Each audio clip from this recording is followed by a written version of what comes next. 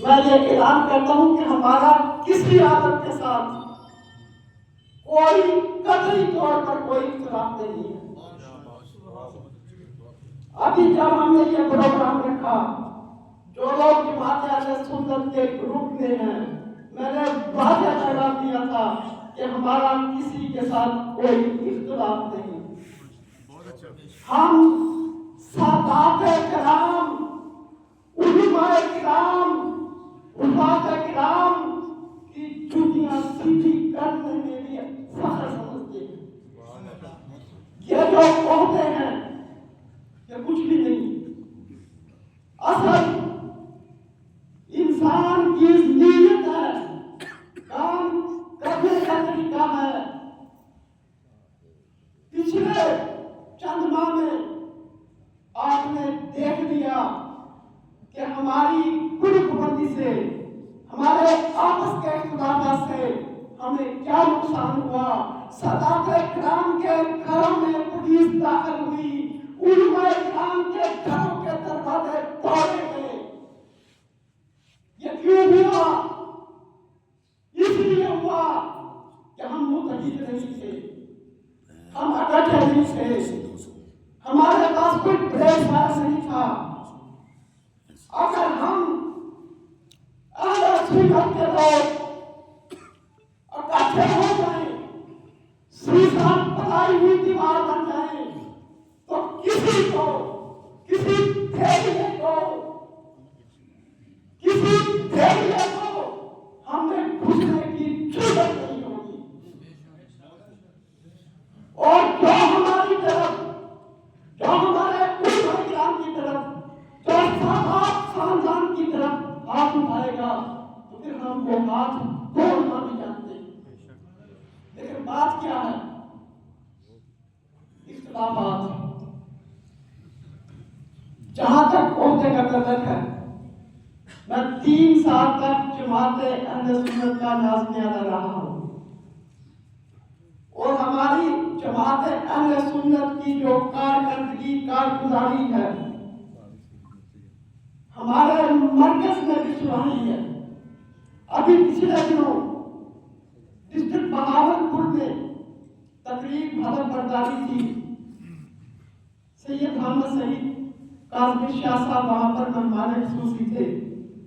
وہاں پر اسٹیج پر کھڑے ہو کر اسٹیج سیکرٹری نے، علماء کرام نے ہماری حاصل پور کی کارکردگی کو بار بار سنا، ہماری کارکردگی کو بار بار سنا۔ تو اگر بات عہدے کی آتی ہے، مجھے دوبارہ پھر جماعت اہل سنت تحصیل حاصل پور کا نازنیادہ بنایا گیا۔ جب مجھے پہلے بنایا گیا تو میرے ساتھ 2 آدمی اور بھی تھے۔ ہم اکٹھے ہو کر قاضی احمد صاحب کے پاس گئے اور میں نے 10 درخواست کی کہ قاضی صاحب، اگر میرا عہدہ لینا چاہتے ہیں تو میں حاضر ہوں، آپ میری جگہ نازنیادہ بنے، میں آپ کا کارکن بن کر، ورکر بن کر آپ کے ساتھ کام کروں گا۔ اور الحمدللہ ان علماء کرام کی موجودگی میں، ان سادات کرام کی موجودگی میں آج پھر میں اعلان کرتا ہوں کہ کوئی شخص جو کہتا ہے کہ میں کام کروں گا وہ میرا ہوتا ہے، میں اس کے گلے میں ہاتھ ڈالوں گا، اس کے ساتھ اس کا خادم بن کر، اس کا فرد بن کر، اس کا کارکن بن کر کام کروں گا۔ جس نے کام کرنا ہو عہدہ ایک مانوی چیز ہے۔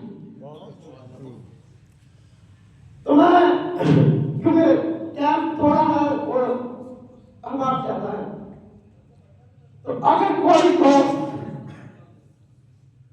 ایک بات ذہن میں رکھیں، ہم نے یہاں پر نہ کسی پر کوئی تنقید کرنی ہے، نہ کسی کی تذلیل کرنی ہے، نہ کوئی تذلیل والے پہلو پہ بات کرنی ہے۔ ہم یہاں پر محبت سمیٹنے کے لیے، عشق رسول کے فروغ کے لیے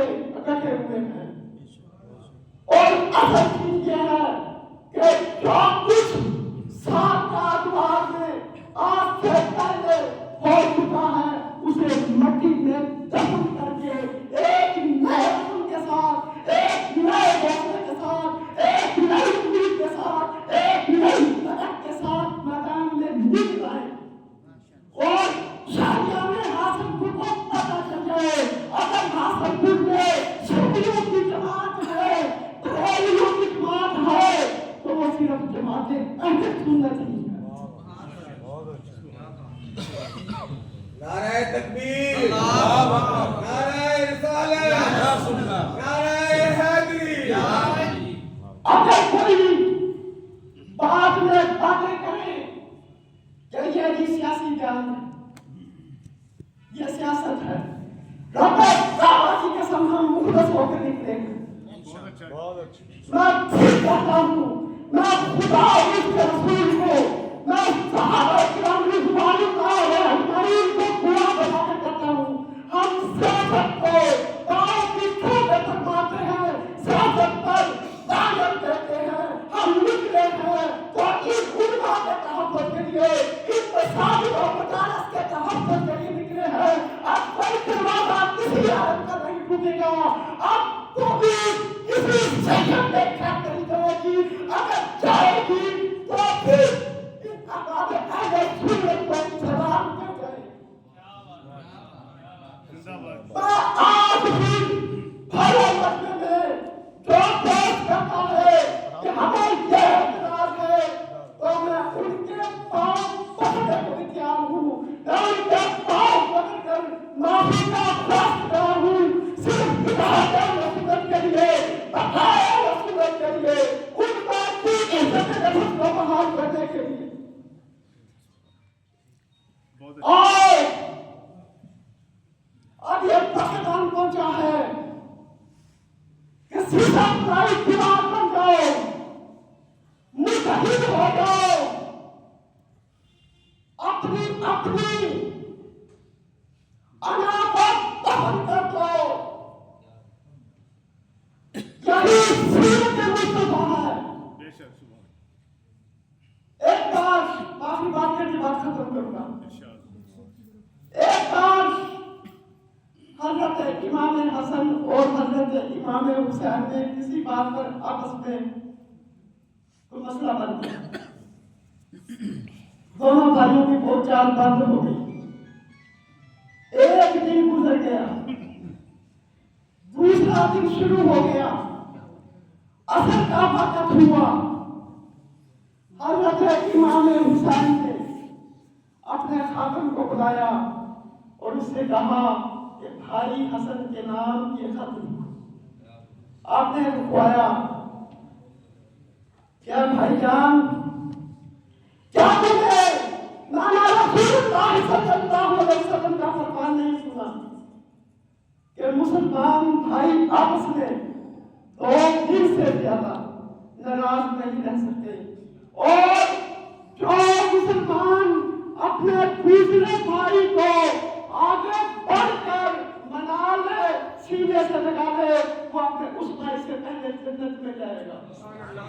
تو حضرت امام حسین نے کیا پیارا جملہ لکھوایا کہ بھائی حسن، میں نہیں چاہتا کہ میں آپ کے پاس آؤں، کیونکہ اگر میں آپ کے پاس آیا، آپ سے معافی کی درخواست کروں گا، آپ سے صبح میں یہ بات کی تو میں پہلے جنت میں جاؤں گا، لیکن میرا ذہن یہ ہے کہ آپ آئیں اور مجھے منا لیں اور مجھ سے پہلے جنت میں داخل ہو، جنت میں داخل ہو۔ یہ تو صرف امت کو بتانے کے لیے ہے، ورنہ ان کی نواسانہ رسول کی جنت تو خود ان کی اپنی ہے۔ انہوں نے ہم جیسے گناہگاروں کو، بد کرداروں کو، لاچاروں کو، ناداروں کو جنت میں لے کے جانا۔ تو آئیے آج فرمان حسین علیہ السلام پر عمل کریں۔ باقی رہی بات ہے کہ رافضیت کا لاگ ہے۔ خدا کی قسم، جو عاشق رسول ہوگا، جس کا دل میں عشق مصطفیٰ ہے، وہ کبھی رافضی نہیں ہو سکتا۔ وہ صحابہ کرام کا سب سے پہلے غلام ہے، وہ گھرانہ اہل بیت کا غلام ہے۔ تو یہ راگ اپنے چھوڑ کر ایک نئی منزل کی جستجو میں، ایک نئی منزل کی تلاش میں اکٹھے ہو جائیں۔ وما علینا الا البلاغ المبین۔